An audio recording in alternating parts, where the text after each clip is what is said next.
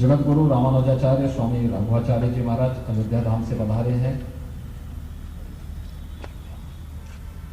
आज इस समारोह में हमारे बीच में उपस्थित हैं दिगंबर खड़ा अयोध्या के श्री महंत सुरेशदास जी महाराज, जिनका उद्बोधन आप सबको सुनने का अवसर प्राप्त हुआ है।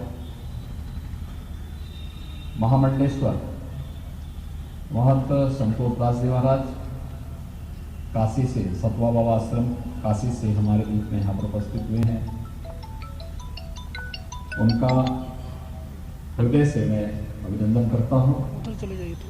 आज के समारोह में जिनका अद्भुत उद्बोधन आप सबको प्राप्त हुआ है, प्रदेश के जल शक्ति मंत्री डॉक्टर महेंद्र सिंह जी का। पिछली बार जल संरक्षण के कार्यक्रम में भी आए थे, उन्होंने जल संरक्षण के साथ साथ देश के यशस्वी प्रधानमंत्री आदरणीय मोदी जी की हर घर नल की योजना को प्रदेश के सबसे दुर्गम क्षेत्रों के लिए लागू करवा दिया है। बुंदेलखंड में भी विभिन्न क्षेत्र में आज हमारे बीच में यहाँ पर इस मंच में उनका उद्बोधन आप सबको प्राप्त हुआ है।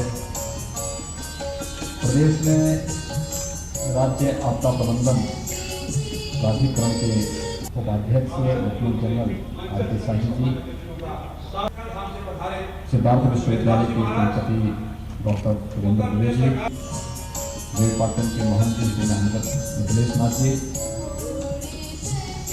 महाराणा प्रताप शिक्षा परिषद के अध्यक्ष प्रोफेसर यूपी सिंह जी,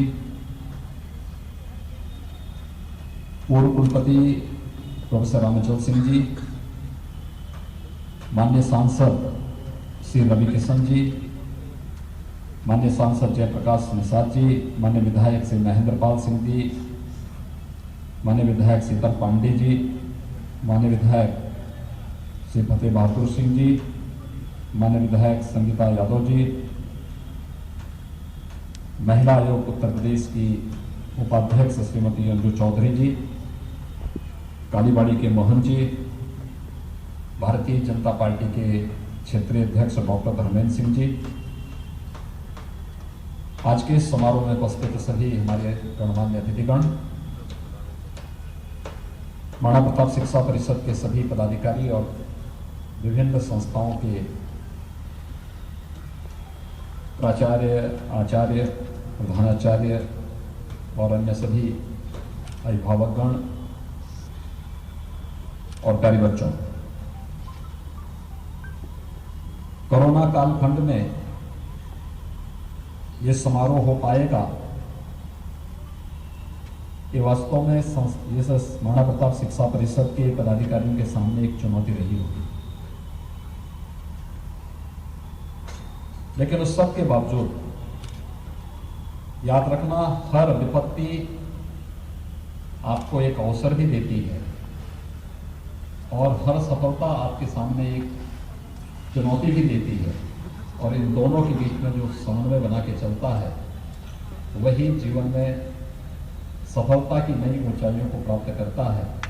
और यह कार्य आप सब ने भी, जैसे यह देश कोरोना कालखंड में प्रधानमंत्री मोदी जी के नेतृत्व में जूझते हुए,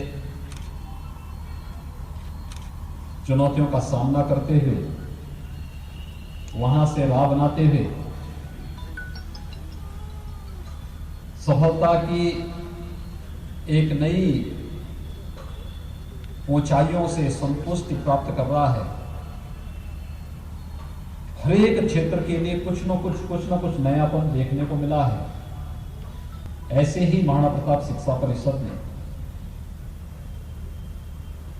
शासन ने, प्रशासन ने जो भी कार्य योजना तैयार की, उन सब का पालन करते हुए हम कोरोना से भी लड़ेंगे, लेकिन शिक्षा जगत की चुनौतियों का भी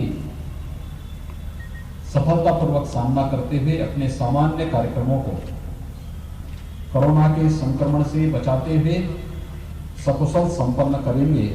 और आज का ये समारोह उसी कुशलता का, उसी सफलता का एक आदर्श उदाहरण बन रहा है, जिसमें लगभग 600 से ऊपर छात्र छात्राओं को पुरस्कार और स्कॉलरशिप भी यहाँ पर प्रदान करने अभी हमारे मुख्य अतिथि, विशिष्ट अतिथियों के हाथों से उपलब्ध होगी।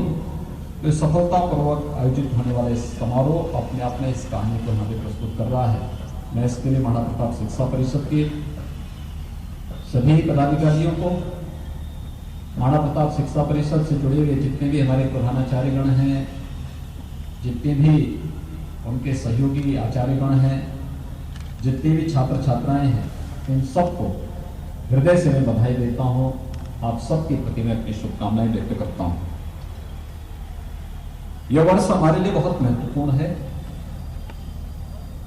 महाराणा प्रताप शिक्षा परिषद के संस्थापक ब्रह्मलीन महंत दिग्विजयनाथ जी महाराज, जिन्होंने 1932 में महाराणा प्रताप शिक्षा परिषद की स्थापना की थी,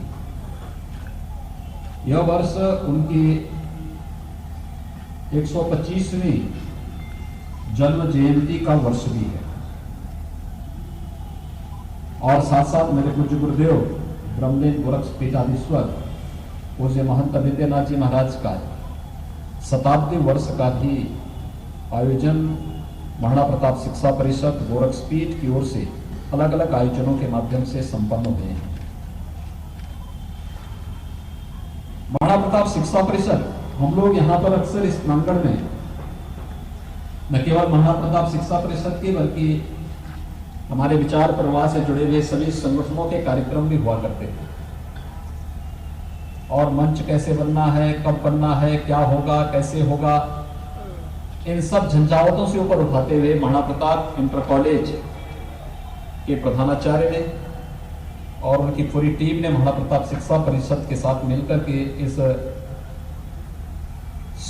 125 वर्ष और 100 वर्ष के इस विभिन्न प्रकार के कार्यक्रमों के दौरान गोरखपुर के वासियों को एक भव्य मंच भी प्रदान किया है। मुझे लगता है कि एक सप्ताह में हमारा दूसरा कार्यक्रम इस मंच पे हो रहा है।